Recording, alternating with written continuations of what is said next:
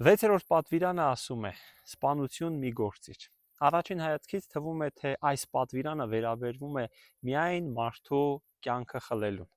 Բայց Հիսուսը ցույց է տալիս, որ այն սկսվում է շատ ավելի վաղ, այն սկսում է հենց մեր սրտից։ Նա ասաց, ով որ իր եղբորը իր սրտում ատի, դա արդեն տանում է ցավոք սրտի սպանության։ Սպանությունը միշտ սկսվում է ոչ թե ձեռքից, այլ սրտից։ Երբ ատելությունը, նախանձը, վրեժխնդրությունը,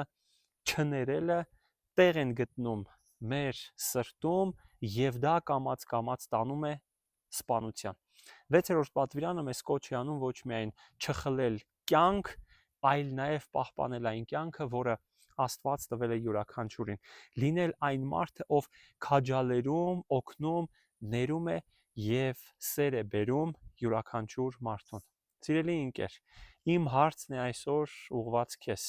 Քո խոսքերը, քո վերաբերմունքը այսօր կյանք են տալիս, թե դրանք նպատակ ունեն ինչ որ մեկին զրկելու կյանքից։ Աստված նպատակ ունի, որպեսզի մեր խոսքերը